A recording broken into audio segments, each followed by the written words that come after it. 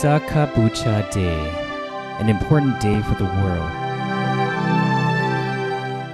The appearance of each Buddha can be compared to the light of the sun that gives brightness to all beings. The Lord Buddha appears for the happiness of all human beings as well as other living beings. Visakha Puja Day is the day of the Lord Buddha's birth, enlightenment, and attainment of complete Nibbana. It is the day when all devoted Buddhists recall the Lord Buddha's incomparable virtues and how he is our ideal role model in the pursuit of perfections. All living beings owe the Lord Buddha the greatest debt of gratitude. He had spent countless lifetimes pursuing his perfections so that he could eventually become enlightened on his own and could lead all beings, both human and celestial, to realize the Dhamma. As a bodhisattva, he had pursued his 10 perfections at all 3 levels by donating his wealth, his organs, as well as his life for countless times during the unimaginably long period of 20 asankhya's or incalculable eons and 100,000 kappas or eons. After his perfections were at the fullest extent, he was reborn as King Santusita and ruled over the Tusita realm. It was there that he waited for the right time to have his final rebirth. When the time was right, celestial beings, Brahma beings, and formless Brahma beings from 10,000 universes in the 3 realm spheres came together to beseech King Santusita to have his final rebirth in the human realm. King Santusita checked the 5 factors, which included the human world, the country, the lifespan of human beings at that time, the noblest social class that was considered to be born in, and the lady to be the mother to the Buddha. Having checked all 5 factors, our Bodhisattva saw that he would be reborn in the Jampu world, in the centermost country, during the time where the human lifespan was 100 years, and to a royal family, with Queen Silit Mahamaya as his mother. Having agreed to the request, he resolved to be reborn in the Jampu world. His birth, 80 years before the Buddhist era, at Lumpini Grove, between the kingdoms of Kapilavastu and Devadaha, on the full moon day of the 6th lunar month, the physical form of the Lord Buddha appeared in the Jampu world, or earth. During Queen Silit Mahamaya's pregnancy, her elevated meditative attainments and her observation of the precepts enabled her to see our Bodhisattva clearly, sitting in a half-lotus position in her womb, as though he was sitting outside. Queen Silit Mahamaya gave birth to our Bodhisattva in a standing position. He was born with his feet coming out first. As soon as his feet touched the ground, he could stand and walk immediately, which is a supernormal incident that rarely occurs. As our Bodhisattva stood up after he was born, he made the pronouncement about the purpose of his birth as follows: I am the Supreme Being, the most advanced and the most sublime being in the world. This is my final rebirth. During our Bodhisattva's birth, there appeared a great brightness that spread as far as 10,000 universes. There also appeared 32 miraculous signs.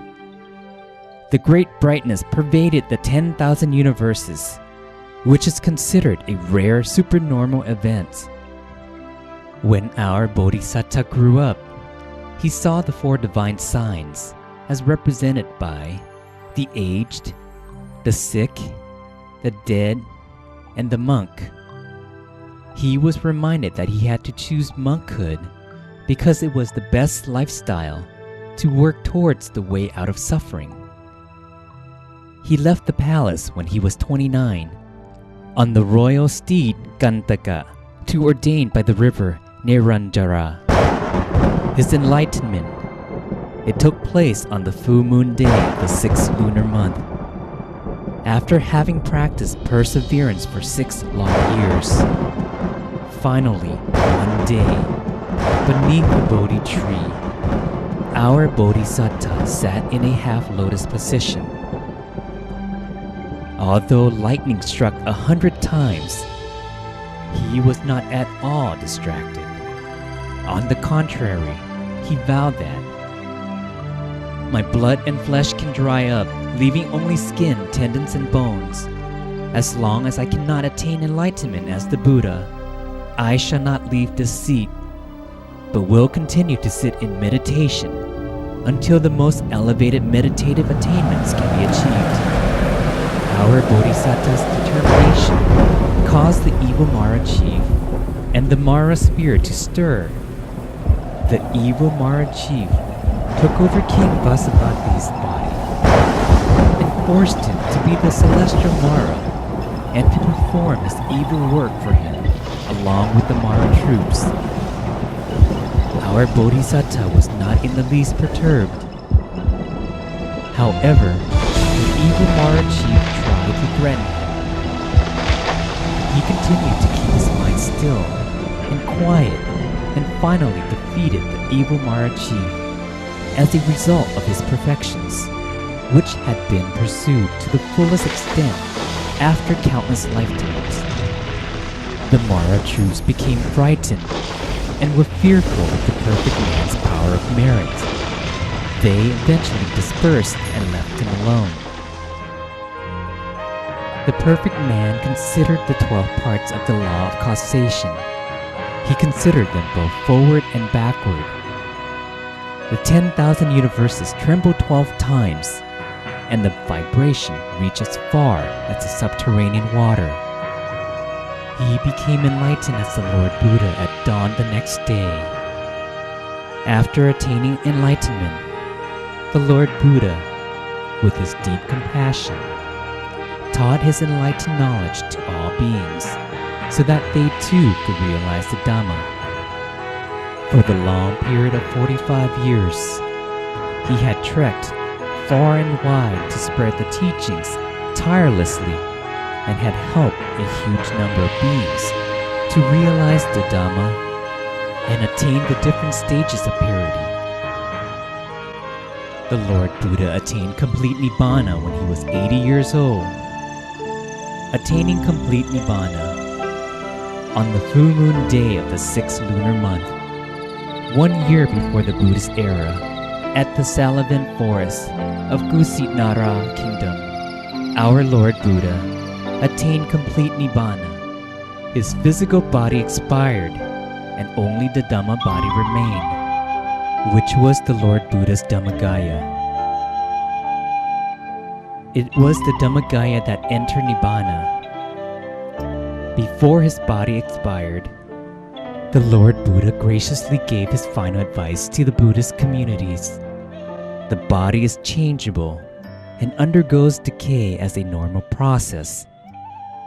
Therefore, you must make sure not to be reckless. This is the abbreviated version of our Lord Buddha's birth, enlightenment, and attainment of complete Nibbana. Our Lord Buddha is our best role model. He has been the world's greatest teacher throughout the past and the present. Therefore, every full moon on the 15th of the 6th lunar month, which is also called Visakha Puja Day, is the day of the Lord Buddha's birth, enlightenment, and attainment of complete Nibbana. There had yet to be any religious leader in the world whose birth, enlightenment, and physical expiration happened on the exact same day, the way they did with our Lord Buddha.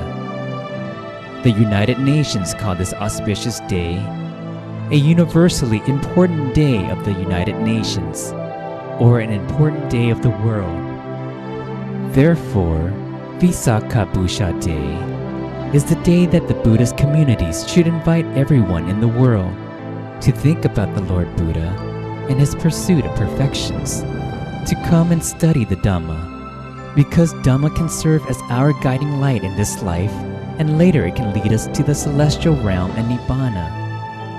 We should come together to practice meditation and endeavor to attain the Dhammagaya within us.